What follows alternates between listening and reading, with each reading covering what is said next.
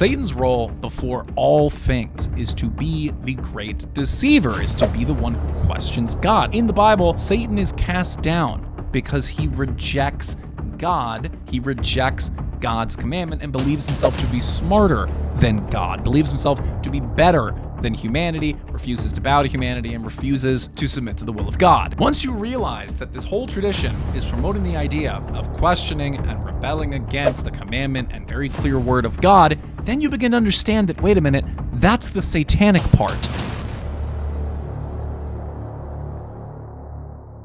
Folks, welcome back to The Narrative with me, your host, Will Sexton, the host with the most and the most clip-hot. Folks, I wanted to take an episode to do a bit of a deeper dive into some Kabbalah concepts because you guys seemed to love my first episode on Kabbalah. You can't really fit all of Kabbalah into just one video, into one 25-minute video. And so I thought, let me do another one. Let me expand on the topic more, maybe even do a series expanding into the topic so that you can get a better insight into Kabbalah. As more and more creators like Tucker Carlson are talking about Chabad, talking about the influence of Kabbalah in things like media and Hollywood, it's become a very interesting topic. People want to know what is going on with Kabbalah. However, it's a very complex topic written by very complex intellectuals. And so it's kind of hard to understand it, but that's why I'm here, to explain it to you in a very simple and easily understandable way. And so folks, today we're taking a little trip as we explore tales from the Zohar.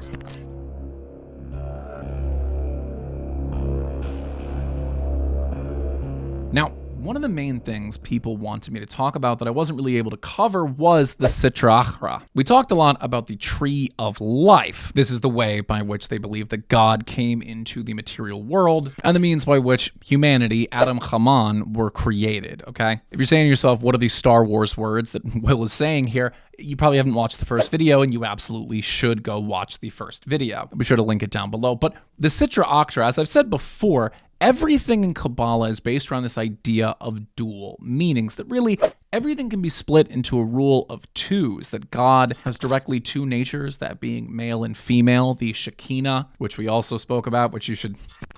That deserves a whole video. I mean, that's crazy. But everything has dual meanings. Every letter has a numerical correspondence. Every number has a letter correspondence. I mean, everything is kind of rooted in this idea of dual meanings, of good and bad, of as above, so below. This is a concept that is central to Kabbalah, and the Citra is a great explanation of that. See, the Citra literally means the other side. So just as there's the tree of life, there is the tree of death. Now, where the tree of life has the Sefirot, the tree of death has the Klippot, what are called husks or shells. This is the dark energy that came from the creation of the universe, but we would kind of associate and identify as the demonic or the impure. Now, let me note, just as there's Adam Haman, right, the creation of humanity, or really, I guess more so, the creation of the chosen humanity, we, the non-chosen, we have a much greater tie to Citra than the nation of Israel. Basically, we are seen as being created from the Citra. This is why our souls are considered emptier. It's why our souls aren't considered as eligible for communion with God. It's also how they justify conversion, because they believe that sometimes within the Gentile nations, someone with nefesh elochet, okay, the blessed divine soul, that they can be born amongst us, and then they'll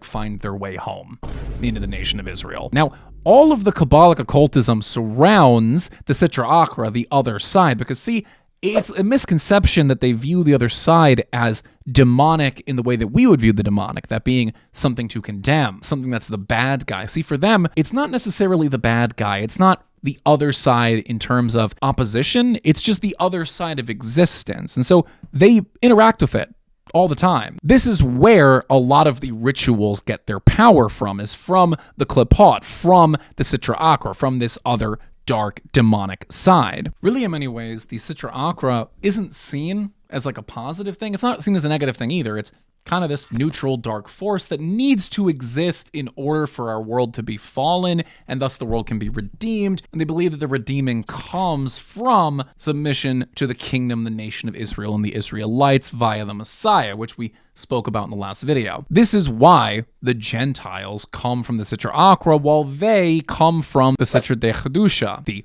side of holiness. Okay, so we're from the backside of it. So we're not explicitly demonic in like an evil sense. We're not ensouled like they are, if that makes sense. And so throughout the Zohar, they've been known to like ally with the Citra Achra and deal with the demonic in order to achieve things in the real world, all of which is in the pursuit of the mitzvah, the commandments, and bringing about the Mashiach. A great example is a story of Solomon.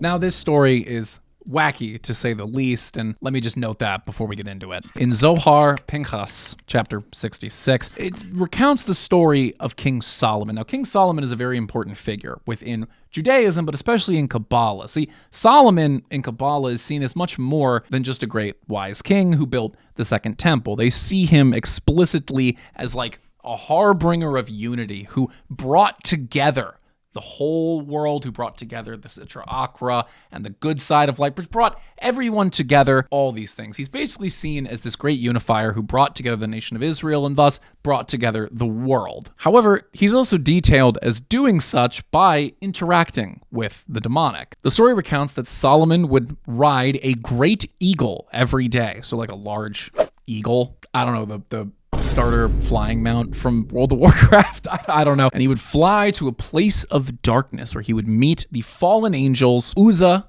and Azael, wherein they are chained. And Solomon uses a ring that's engraved with the name of God, the tetragrammaton, okay? That's actually where we get the Star of David from. People think the Star of David is from the Bible. While David did have a symbol on his shield, it's never described what it is. It's never described at all. We just know from tradition, they say, oh, it looked like this. The actual first inscriptions of the Star of David being utilized in Jewish texts, in Jewish literature, and Jewish life comes from these Solomonic seals. It comes from this supposed ring that King Solomon had, a ring that was imbued with the name and therefore the power of God. Need I remind you, in this understanding, it's God is like a sentient energy. He's like a power that can be wielded rather than, God. He basically like tortures them with the ring and gets information out of them and gets a lot of wisdom from them. This is where his wisdom as a king is supposedly coming from. However, in doing so, he's getting forbidden knowledge. He's getting forbidden knowledge of demons, of hell, of all these things. This is then mirrored in the Talmud specifically, from Talmud Gittin 68a, wherein Solomon utilizes this power that has been given to him by these angels to capture a demon king, the demon king Ashmedai. He does so because he needs the demon king to help him find the location of something called the Shamir, which is a worm, like a worm that can eat through stone, and so it can cut the stone necessary for the temple without the need of like iron tools. Dude, this is some Elden Ring ass shit. I don't know. Point being, Solomon uses his ring, captures the demon through all this knowledge that he gained from the other demons, from the fallen angels. The demon king then tricks Solomon and like steals his form, and then he looks like Solomon, and then he goes to Israel, takes over the Israelite kingdom, but everyone thinks he's Solomon. But then from there, he starts inviting idolatry into the land, and this is why King Solomon turned to idolatry but then repented back. Dude, listen, I said this was gonna be kind of wacky. I don't know where the fuck they're getting this from, but that's Kabbalah. They believe that happened, and that Solomon wasn't really in the wrong for that. But in continuing this trend, we now turn our attention to a very important figure called Lilith. Folks, the books are back. New name, new company, some old players, and some great new books. That's right, folks. This video is sponsored by The Right Books, your #1 source for alternative, taboo, banned, hard to get literature anywhere on the internet. They've got everything, folks. Left-wing literature, right-wing literature, philosophy, politics, religion. Literally everything. It's insane how much they've got, and you absolutely have to check them out. I personally, it's where I get all my books. Be sure to go to therightbooks.com and use code VRILLIUM on your purchase and get yourself some cool books. With that out of the way, folks, let's get back into the video. Now, in recent times, Lilith has been made like a gay icon, basically, and is utilized by the absolute worst of anti-Christians to just vent their distaste of Christianity. Actual figure goes all the way back to Mesopotamia and is reminiscent of other Mesopotamian legends about night demons, about specifically like women temptress demons. Okay, so this is how we can note that basically a lot of the stuff from Babylon like found its way into this tradition, at least in some part. Now, in the Kabbalah, it's said that Lilith was actually the first woman created to lay with Adam, to be Adam's wife. However, because she was created from the same earth as Adam, she had the same like disposition as Adam. And so she didn't like embody femininity, you know? And so she rejects Adam and is like, I'm not gonna be your wife. And then she gets banished and becomes the queen of hell. More so the queen of the Citra. So where the good side has the Shekinah, that thing that they hump, Lilith is like the equivalent of that. She's the feminine aspect